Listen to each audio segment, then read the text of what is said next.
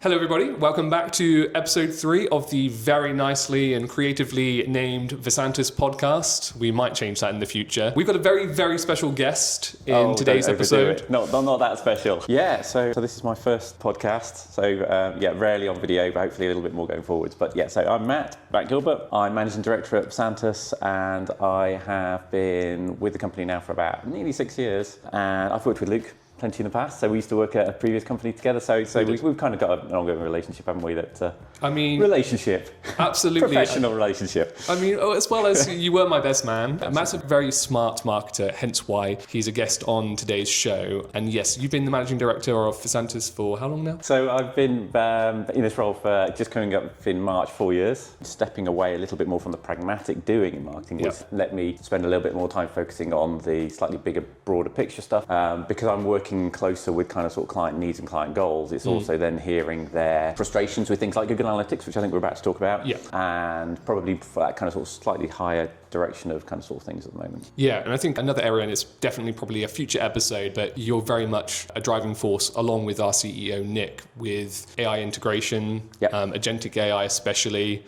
We're having a meeting about that actually later today, and that's very exciting, but for another episode. But there might be some bleed in between the two. So you recently wrote an article about kind of patchy data, essentially, with GA4, Google Analytics 4. And I noticed personally as a marketer for almost 10 years now, which makes me feel super, super old, that patchy data and discrepancies between different data sources and attribution is basically a pain point that I've lived with for a very long time. Yes. Welcome to the podcast. We've had things fall, we've had people walk through. You're more than welcome to be a surprise guest if you want to. No?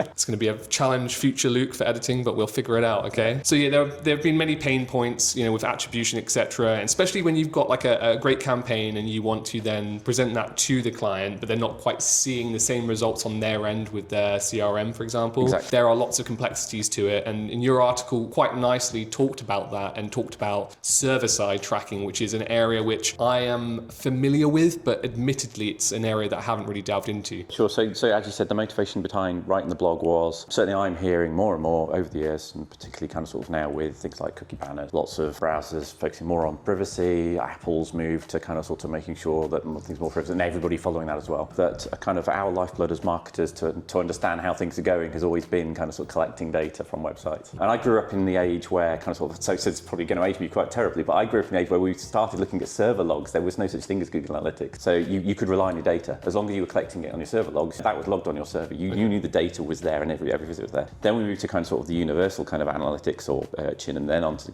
universal analytics. And that was kind of sort of great because kind of sort of we're fairly reliable with the data. We didn't have to worry about kind of sort of some of those things like cookie banners and things blocking that data. So we had a fairly good picture of that. And then we've moved to progressively kind of sort of removing data that went into Google Analytics, all the not set stuff, all of our keywords, we lost all of that as well. So it's been frustrating. It's been really frustrating over the years. And I think we're at the point now where we're getting less and less data, got lots of noise going on, and all that data that goes in Google Analytics is really reliant on your browser. So the fact that kind of it goes to your browser says, right, I'll process everything that's going on, and now I'll send off the data.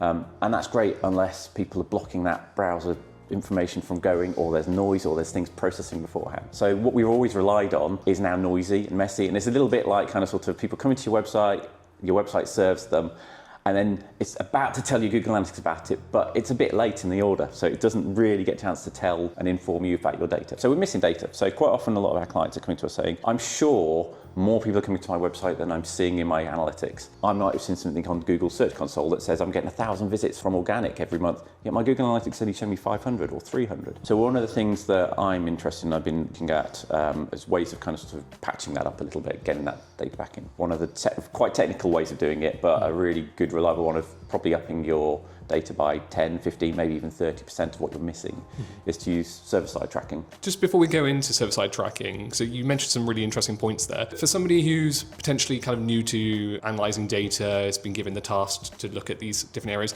Where would be the main point of truth then? Because you mentioned Google Search Console, and I know when Matt's been responsible for mentoring and teaching me for many years, you've always taught me that sort of like Search Console is most likely the main point of truth. Is that still true?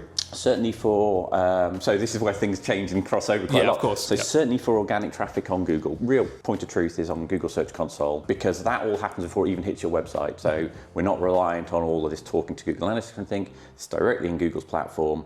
So you get to see that. And the same for Bing. I mean, sort of let's not think that everything happens on Google. There is some Bing traffic as well. But also, then this is where the crossover would be quite interesting to look at going further forwards, is that kind of sort of, a lot of this activity isn't even happening on Google anymore. We know kind of sort of the uptake of AI means that people are having these conversations elsewhere. So yes, a golden source of truth for your organic traffic on Google Search Console, because that all happens before it even gets anywhere near your Google Analytics. So. With server-side tracking, because obviously, as you were saying, things are getting noisier. Do you feel the added compliance regulations that we're seeing from a data protection perspective is useful and helpful?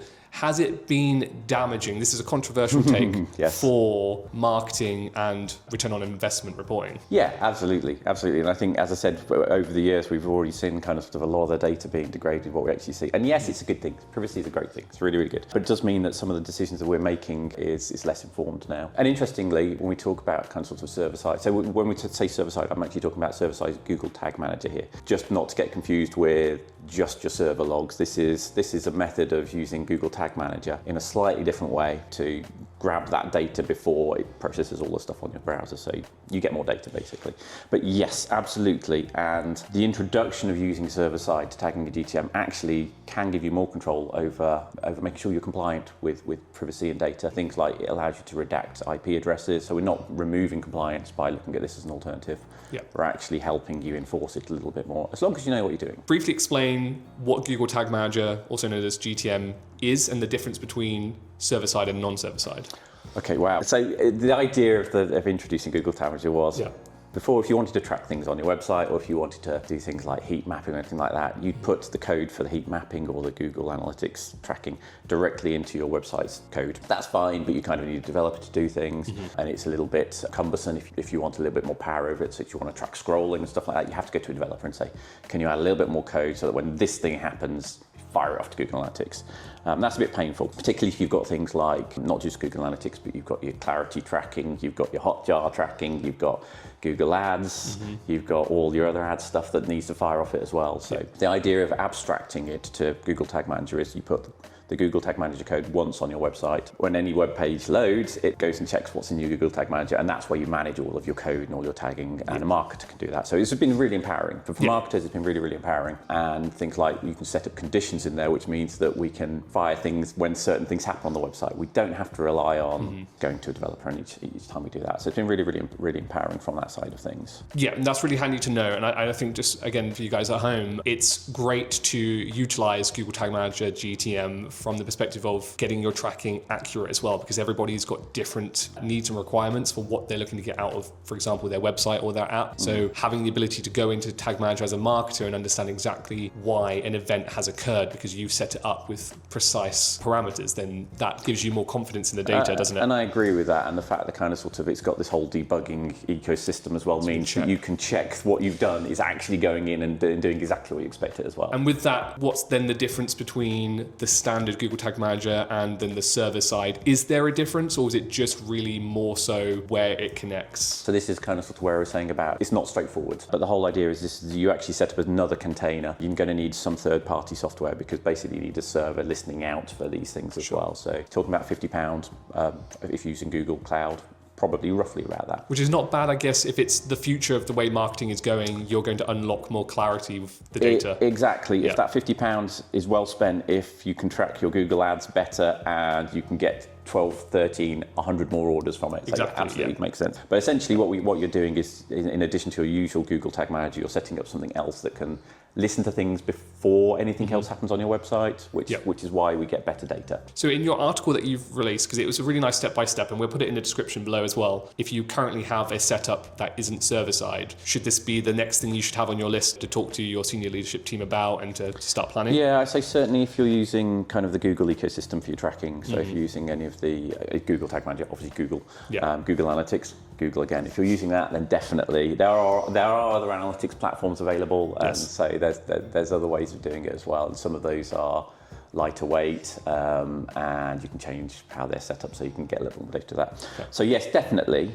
I would also say, again, as a crossover as we were talking about before, is that there's a lot of other stuff going on your website that even won't get into Google Analytics or Google Tag Manager. So there's a big kind of sort of talking point around the SEO and tracking community at the moment about, do we need to do more of and this is harking back to literally when the start of this conversation, looking at your web logs and seeing what goes in there. That, I think, is another talk. Thank you very much, Matt. And I think you've done an incredible job, considering we kind of just ambushed Matt. Like, we didn't really give him much time to plan anything. So generally, Matt is full of marketing knowledge, so we'll definitely get him back on another episode. If you have particular questions you want to ask Matt, leave them in the comments. Matt, it's been a pleasure having you on the show. It's been a pleasure being here. Thank you. Thank you very much for watching. I hope that's been informative, and we will see you in the next episode. Goodbye. Thank you.